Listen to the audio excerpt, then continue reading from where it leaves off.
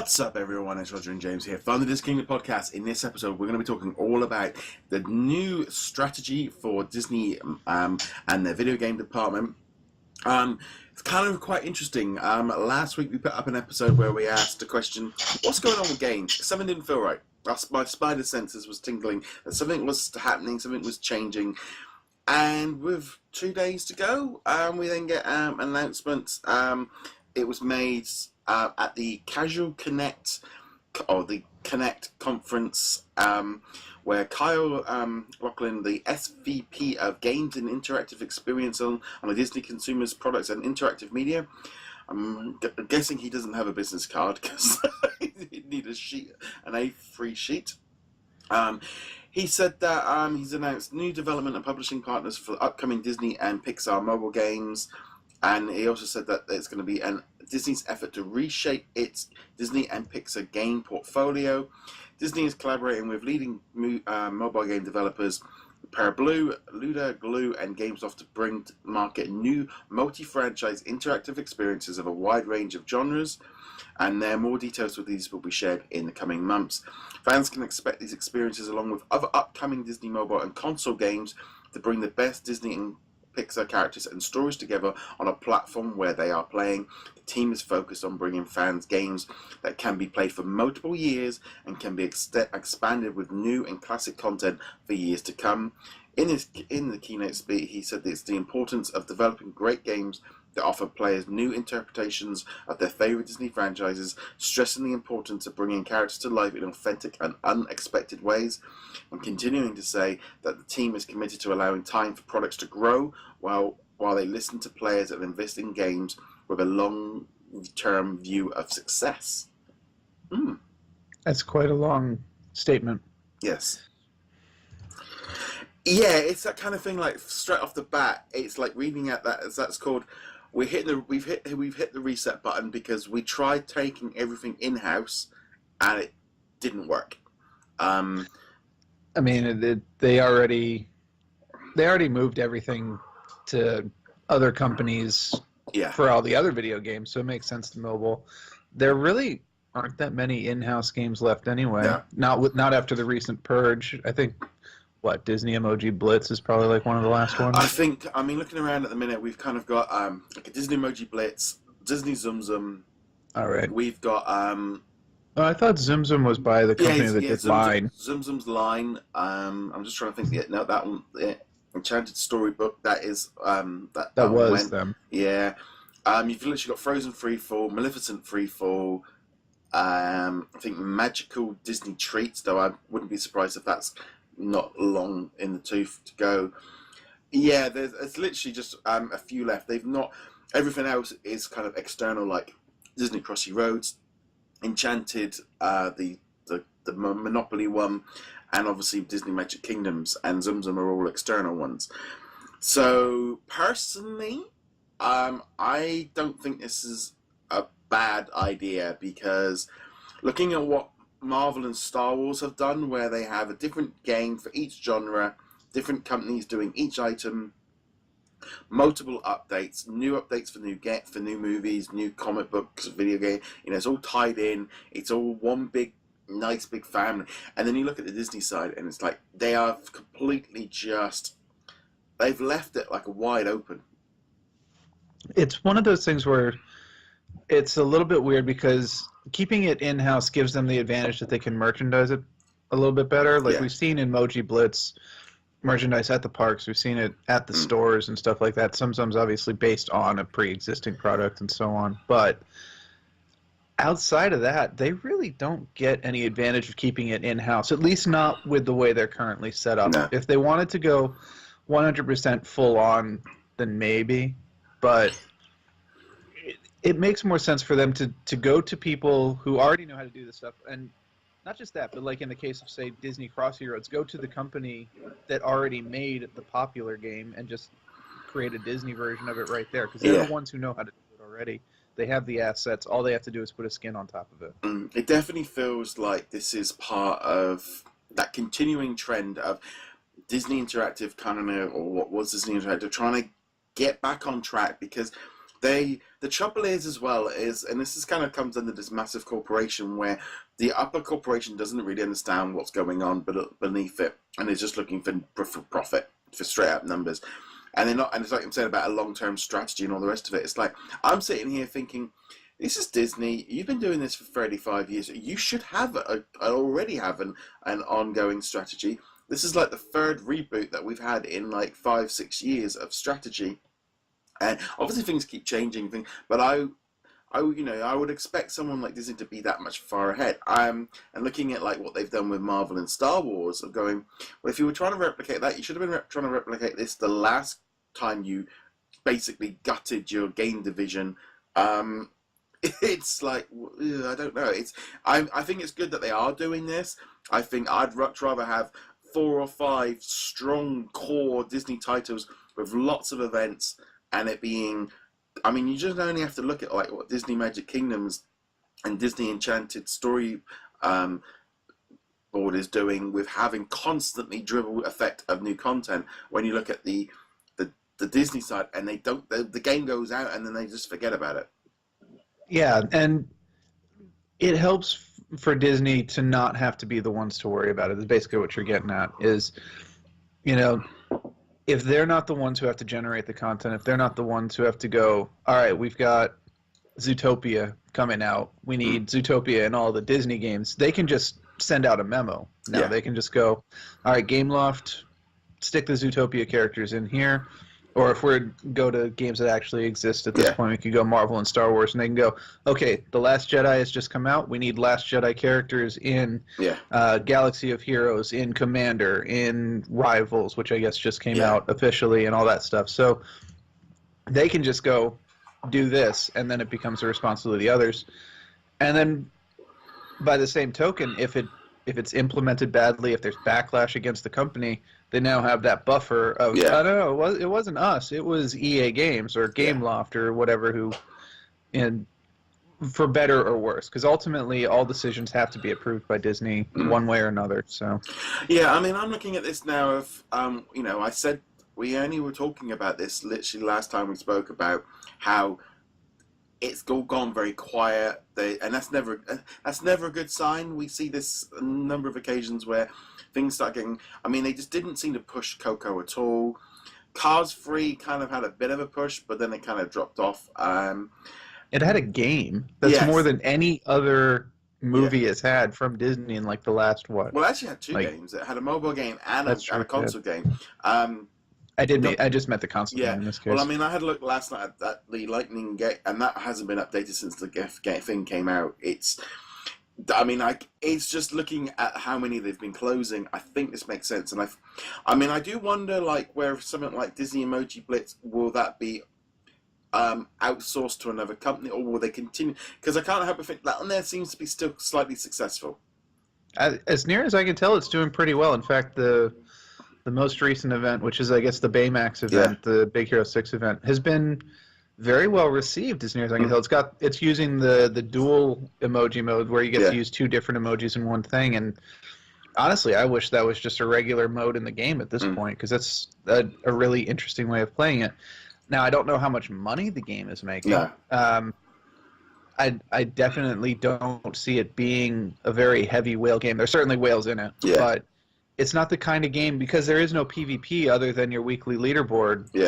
There's no, I have to be the best of the best, because there's no global leaderboard. There's only your Facebook friends. Yeah. I mean, we're getting close. I think I saw yesterday Zum Zum Land, which is out in Japan at the moment. I think I saw that it might be coming up onto Android, so it could be coming close to being a release somewhere. So again, that's an external game. I just feel like these games will probably be stronger with another. I mean, I just look at what the other companies like Zum Zum, Disney Magic Kingdoms, that the board game one, they are all getting updates constantly. Where the Disney ones, they push them out and they move on, because if they keep making money like Frozen Freefall, they keep updating it, but their team is not in the same kind of zone. And when they sort of dropped. The trouble is they dropped all the console stuff and they went into mobile, and I think they thought that was going to be the way where everyone was playing, and it's like, it's a different market, you've left money on the table, and now I think they're looking at like what Marvel Games have been doing. I mean, I still think Marvel Games needs a little bit of a refresh, because while they have these games, things like Disney, or like Marvel Puzzle Quest, that's been around for so long that it's hard to get anything new, exciting about it. Yeah, and I mean, it's one of those things where not just Disney, but a lot of the industry is starting to come to terms with mobile and console / PC are very different markets, and what works in one market doesn't work in another. We saw that with Battlefront 2. Yeah, people were not willing to accept loot boxes, paid loot boxes, in a game that you already paid $60 for. They work fine in mobile games to a degree, you know, but if I've already paid $60 and then you want me to pay money on loot boxes on top of that, there's going to be some problems there. And that's just one example of many, many different ways that mobile and console are vastly different. And yeah, it's like you said, Disney is only just starting to grasp that, and they're not the only ones. No. A whole bunch of other companies are kind of going, yeah, we can't just do that. No, I also feel like, to be honest, I would much rather have 5 titles from them being constantly updated than being just random game drops that people lose interest in. I mean, there are some games, I mean, you look right now and you think like Kingdom Hearts Union, you look, and all these different games, they are constantly getting updates because they're being held by a team, and a team that's been developing on them, and also the money that's kind of comes back in for them spurs on that more content. So they are getting constant upgrades, where the Disney owned games don't tend to do that because they've got their hands tied behind their backs because they aren't a traditional video game company. Yeah, and well, that and the ones made by Disney, with the exception of, say, Emoji Blitz, have really been cut and paste match 3 games. Well, Emoji Blitz is definitely a match 3 game too, but I mean more like the Beauty and the Beast one we had last year, the droids, Star Wars droids we had last year. These were all literally just the same game with the skin from whatever the most recent movie. And Beauty and the Beast wasn't even the most recent movie at that point. It was in that like flux period where it was just about to leave theaters or had left theaters. So I don't know what the heck. I mean, that one hasn't been updated for a few properly for a while. And they're not going to. No. But they did make an update where they made it offline, so you could play it offline. So that's usually an indication that they just want it just to sort of sit there and do its thing. It's just there. It's not supposed to update. It's not supposed to get continual. You're not going to get an event where Mrs. Potts shows up or whatever as a playable, character. But then it's funny, like Maleficent Freefall gets updated, but Cinderella Freefall got canned. It's like, it really depends on who's playing what and how long these they must still be making money for doing it. But I think like this re-strategy, we've obviously got some new games because we've got at least, well, I'm guessing that we've got at least 3 games coming. One from Parablue, one from Luda, and one from Clue. It wouldn't surprise me if we got another one from Gameloft. Why would they include them if it was just Disney Magic Kingdoms? Because they didn't announce Line or Square Enix or anything like that. I mean, we have no way of knowing. No. But Gameloft has been such a big mobile developer since the early days of like the iPhone, iPad era. So it would not surprise me if they actually had like multiple things in line with Gameloft. Plus, they've got they have so much experience with so many different types of games, not just the Disney Magic Kingdom style. That I could absolutely see them working on at least one other project. I wouldn't be surprised if there are also groups that they did not announce who are working on new projects, stuff like Foxnet, who are doing the Marvel Strike Force. Yeah, that's a whole other thing for that. That is a podcast for itself. Yeah, that will be a podcast in itself later on this week when we talk about the other side of things.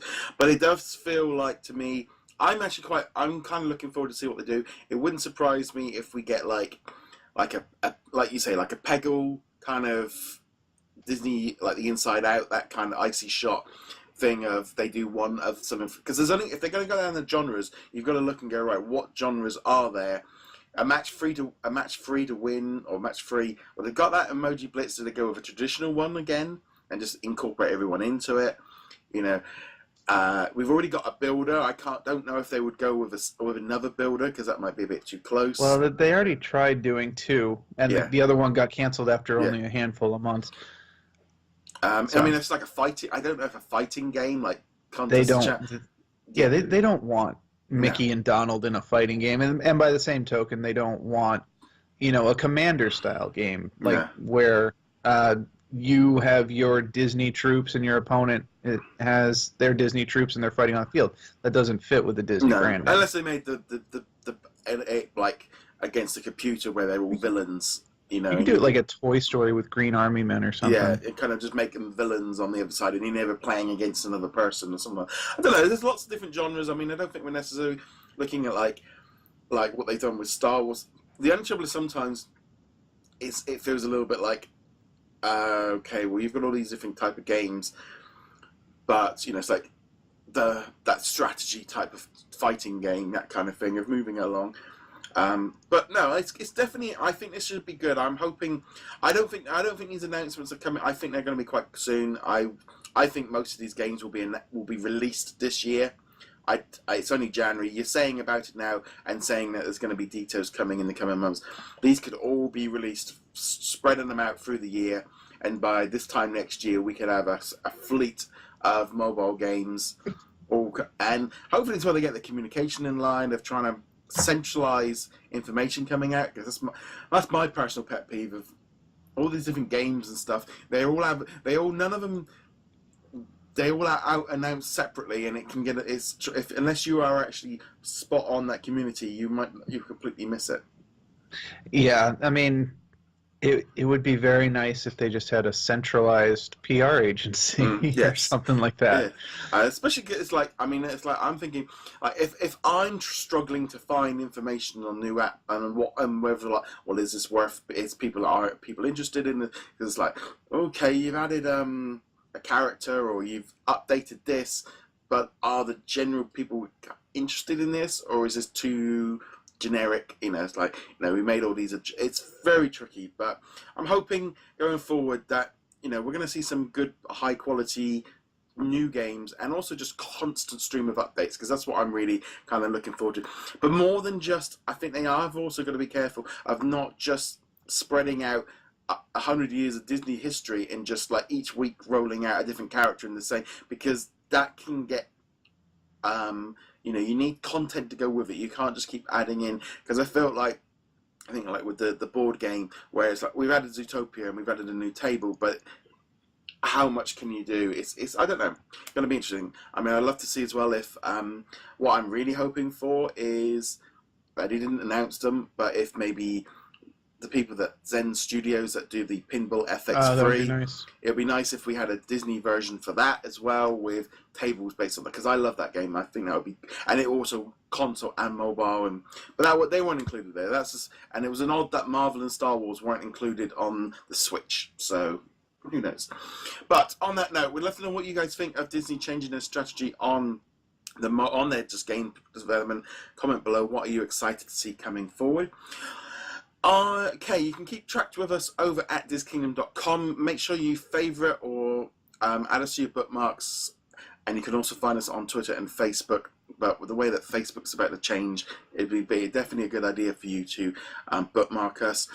You can also hit that subscribe button on YouTube. You can hit that subscribe button on the audio platforms. You can also follow us on Twitch, because I've been doing it for a while, but I do upload these versions onto Twitch as well, and now they've introduced a new system on that as well, so hopefully you can there. And finally as well, you can find us on Patreon, where you can donate just as little as $1 a month to help keep the lights on, because otherwise we have to turn them off.